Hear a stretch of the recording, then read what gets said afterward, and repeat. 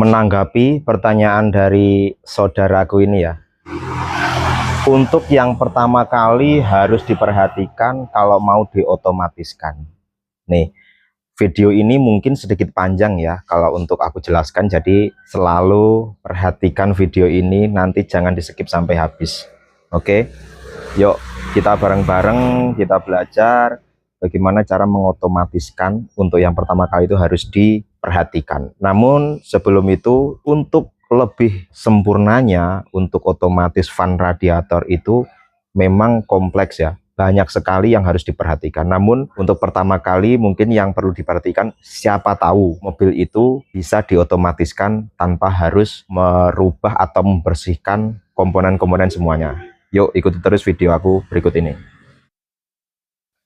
Nah, jadi menanggapi pertanyaan tersebut, ya aku jelaskan ya. Oh ya, ini mau aku matikan lampunya dulu. Ini tadi aku barusan benahi lampu yang kanan itu kurang kenceng. Jadi kalau ada jalan yang bergelombang itu dia getar, guys. Nah, oke, langsung saja ya. Ini aku video ini aku tujukan kepada teman-teman pecinta Civic Wonder yang di rumah punya Civic Wonder. Hal apa yang harus diperhatikan untuk pertama kali mau otomatiskan fan radiator di sini? Kalau aku ya, pertama kali yang harus aku perhatikan ya, yang jelas dicoba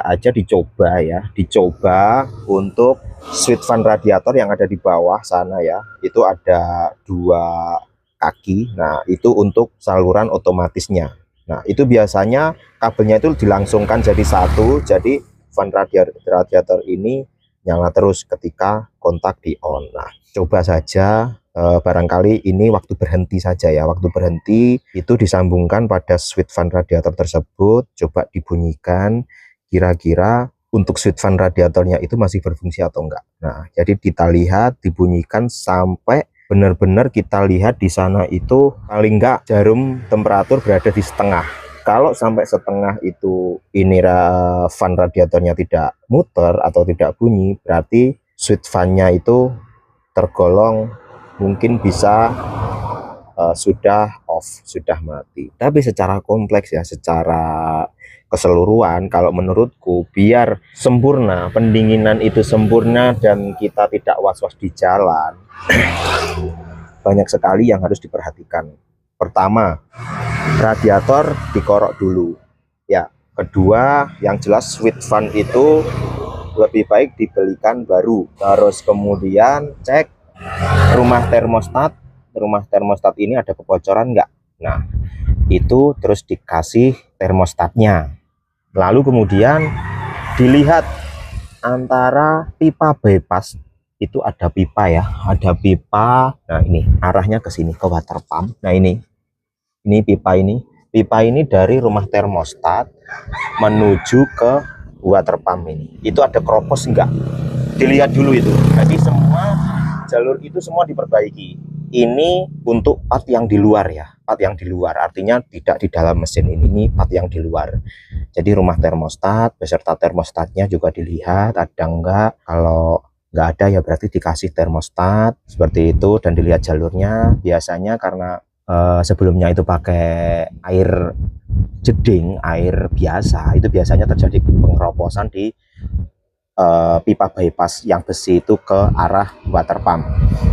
Nah, kalau sudah itu diperbaiki semua, biar lebih sempurnanya, ini dibuka cylinder cup, dibuka atas saja. Jadi siap-siap paket satu ya, siap-siap paket satu untuk mengganti setelah cylinder cup ini dibuka atau dilepas. Nah, coba kita lihat untuk aliran di water jacketnya itu dibersihkan. Karena apa? Normalnya kedalaman di water jacket itu ya, di selokannya itu loh, di water jacket itu 10 sentian. Kalau tidak 10 cm berarti itu fix, tandanya banyak kotoran yang mengendap di bawah. Itu dibersihkan saja. Kalau sudah dibersihkan semuanya, jadi semuanya sudah berfungsi ya, termostat sudah ada, sudah diperbaiki untuk saluran-saluran, terus switch fan radiator sudah baru. Lalu coba ini dipasang lagi, kemudian dikasih coolant ya. Coolant loh ya, ini saranku kalau sudah dibersihkan semuanya itu pakai coolant ya. Jangan sampai nggak coolant karena rugi nanti. Rugi buat kalian semuanya. Karena ini cerita di mobilku ini ya. Ini dari 2020. Ketika aku turun mesin pertama kali, itu aku bersihkan water jacketnya itu ya. Itu ketinggian itu hanya 5 cm. Akhirnya aku bersihkan. Jadi artinya sebelumnya itu kan pakai air biasa. Nah, pengendapan itu sedemikian rupa. Makanya pendinginan tidak sempurna. Jadi seperti itu. Kalau sudah ini sudah dibersihkan sesuai yang aku kasih tahu tadi, insya Allah semua akan normal. Dengan syarat ya untuk dinamo radiatornya, dinamo kipas radiatornya ya memang harus sehat, harus putarannya memang harus kencang, harus sehat, dan bahkan mungkin lebih baik diperbarui lagi, dibelikan lagi yang baru. Jadi semuanya akan baru dan insya Allah akan aman ya. Mobilku ini setelah itu ya, dari 2020 sampai sekarang insya Allah nggak pernah yang namanya overheat kalau tidak terjadi masalah. Contohnya fan radiatornya ini ya, dinamonya ini berhenti atau off atau mati lah kasarannya, mati. Nah itu baru dia akan naik temperatur. Kalau semua normal, ini alhamdulillah aku sudah perjalanan jauh ya, sudah kemana-mana, ke Bali 5 kali, ke Lombok, ke Bandung, dan kota-kota sekitar Jawa Timur ya, terus Jawa Tengah dan sebagainya. Nah itu nggak pernah jeplak, namanya nggak pernah temperatur naik, itu nggak pernah. Kalau memang tidak ada kerusakan di kipas ini. Nah, jadi artinya walaupun mobil tua ya, jangan dianggap tidak bisa untuk otomatis fan radiatornya. Ini buktinya punya aku ya, yang sudah berapa tahun berarti ya, sekitar 5-6 tahun lah. Ini nggak ada masalah sama sekali.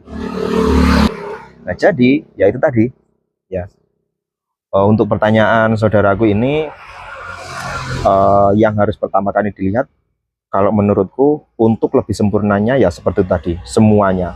Tapi kalau pengen nyoba ya itu tadi, coba kabel yang bawah ya, kabel yang bawah itu tadi ditempelkan atau disambungkan di switch fan radiator. Kita coba. Kalau ada pertanyaan lagi,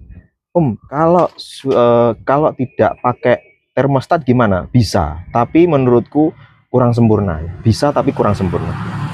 Tapi lebih baik pakai termostat, kita sesuaikan seperti pabrikan lagi.